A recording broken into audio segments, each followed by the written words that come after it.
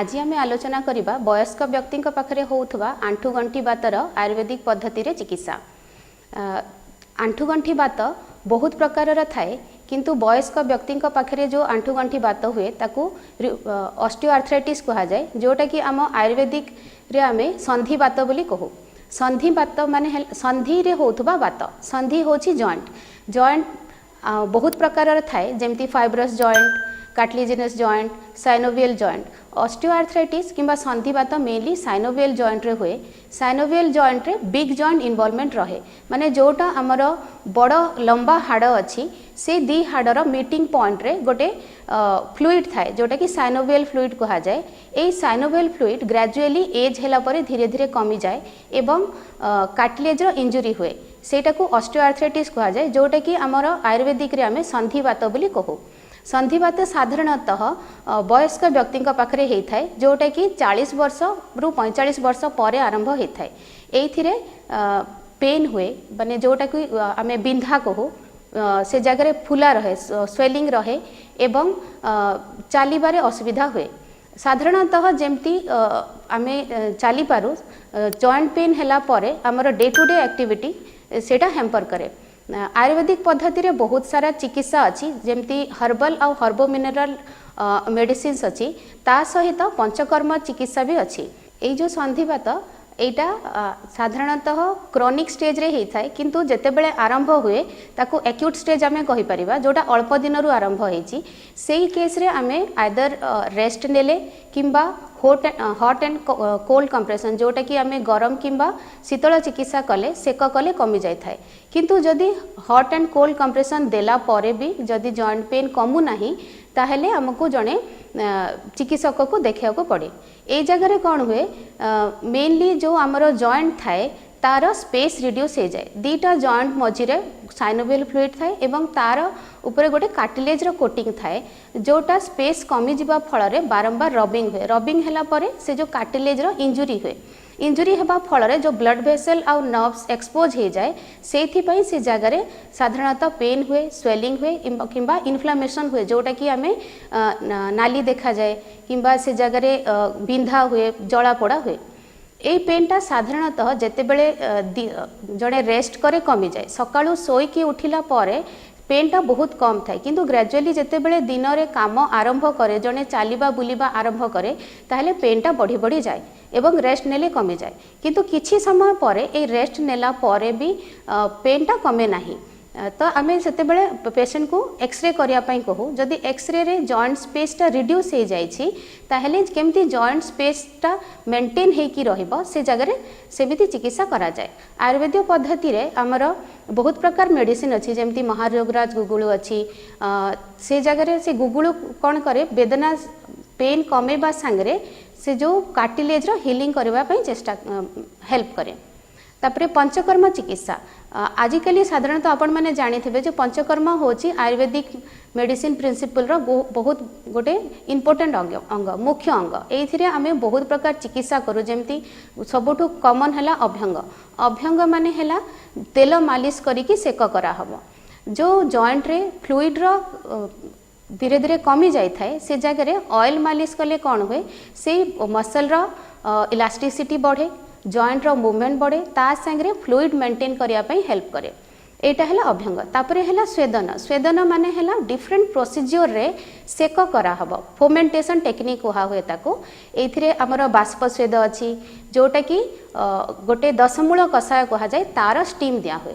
तापरे पत्रपिंड स्वेद अच्छी, एथिरे बहुत प्रकार पत्र मिनरल्स हर्बो मिनरल प्रोडक्ट्स आउ तापरे बहुत सारा ड्राई ड्रग्स रा पाउडर नहीं कि गोटे पोटली करा हुए, जहार कि सेक करा हुए। मेनली संधिवात हैला हमर इंडियंस मान को, जोटा हमर वेट बियरिंग जॉइंट हैला हमर जानु संधि कहा हुए किंबा नी जॉइंट कहा हुए, सेथिरे हुए। तो यही जानु संधि किंबा नी जॉइंट उपरे से तेलर मसाज कर सारा पर से पोटलीर सेक करा जाए जहाँ द्वारा कि जो नर्व किंबा मसल्स एफेक्टेड थाए से मसल्स स्टिफनेस को कमाए एवं ब्लड सर्कुलेशन बढ़ाए जहाँ द्वारा मसल इलास्टिसिटी बढ़े एवं जॉइंट रो मूवमेंट बढ़े। नेक्स्ट है आ गोटे सबुठ बहुत कॉमनली आमे जो चिकित्सा करूँ ताकू आमे कहू जानू बस्ती जमती मो आगु कहली आयुर्वेद रे नी रो मीनिंग है जानू। तो जानू बस्ती रे कौन करा हुए जो आंठू आमर अच्छी आंठू उपरे गोटे डोर अटार बाउंड्री करिकी सेथिरे तेल स्टैग्नेंट रखा जाए जेमती कि से जगार फ्लूइडिटी बढ़िबो मसल रो इलास्टिसिटी बढ़िबो। एथिरे कौन करा हुए गोटे उषुम हर्बल ऑयल को आंठू उपरे स्टैग्नेंट करिकी अध घंटा जाए रखा जाए जहाँ द्वारा कि मसल इलास्टिसिटी बढ़े ब्लड सर्कुलेशन बढ़े फल से जगार न्यूट्रिशन बढ़े।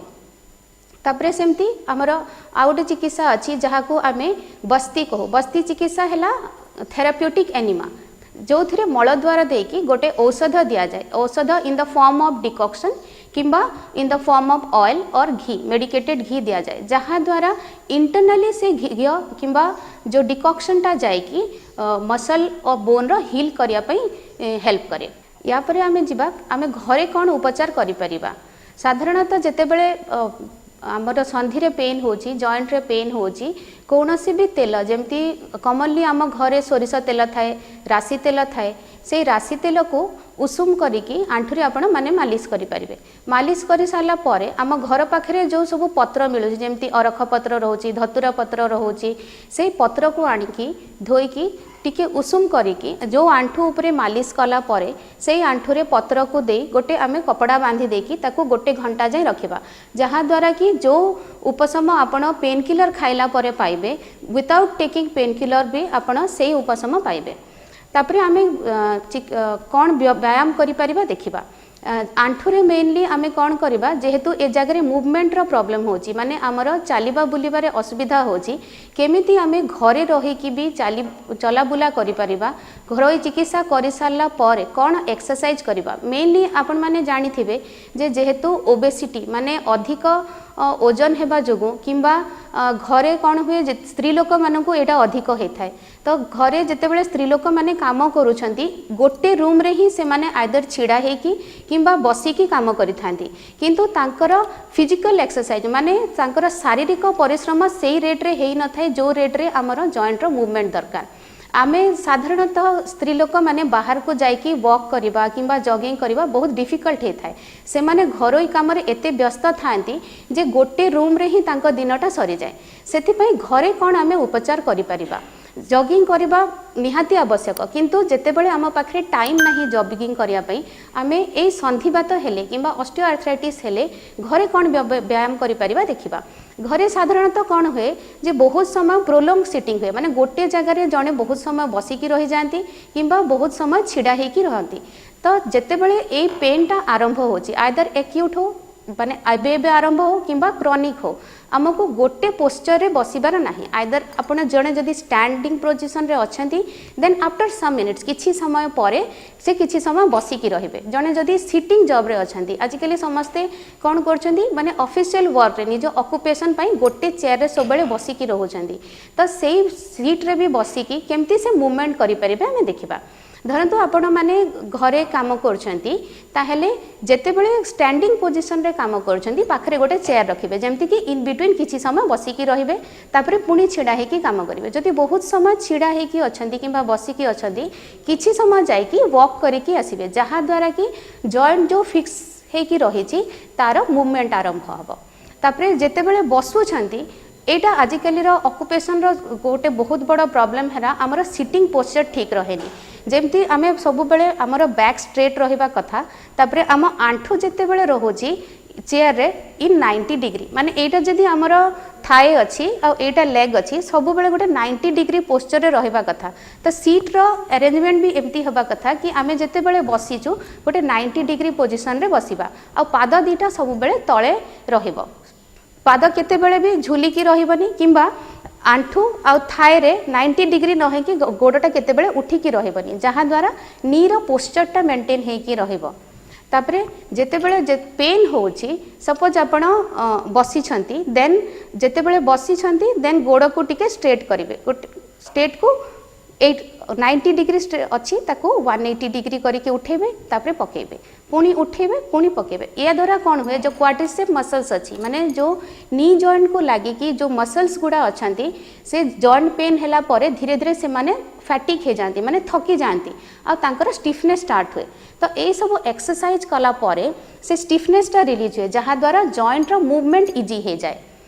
नेक्स्ट आम देखा आउ कौन एक्सरसाइज करवा जिते बड़े बसी गोटे चेयर उपरे किंबा सोफा उपरे बसी जिबे गोड़ दीटा लंबेकी बसी जिबे बसी सारा परे जो आमर नी जॉइंट अच्छी नी जॉइंट रो तले जो माने जो गातटा रहे जो फोसाटा रहे पॉप्लिटियल फोसा कहती से जगह गोटे टावेल नहीं ताकू प्रॉपर रोल करदेवे माने ताकू गोल करिकी आंठू तले ताकू रखिबे आंठू तले रखिकी गोड़ न उठेकी से आंठूटा को प्रेस करेंगे रिलीज करेंगे रिलीज करेंगे जहाँ द्वारा कि मसल्स गुड़ार कंट्राक्शन रिलैक्सेशन हम जहाँ द्वारा जो मसल गुड़ा फैटिक हो जाती जो मसल गुड़ा स्टिफ हो जाती ग्रेजुअली तांकर फंक्शन बढ़िबो एवं मसल रो फंक्शन बढ़िले नी रो मूवमेंट इजी हो जिवो। एठी आमे जेते भी जॉइंट पेन रिलेटेड प्रॉब्लम अच्छी जो भी संधिवात पेशेंट आसुचंती तांकर औषधीय चिकित्सा सहित पंचकर्म चिकित्सा करूछु योगा करूछु प्राणायाम करूछु एवं फिजियोथेरापी ट्रीटमेंट करूछु जहाँ द्वारा से माने बहुत मात्रा रे उपशम हो पारुछंती।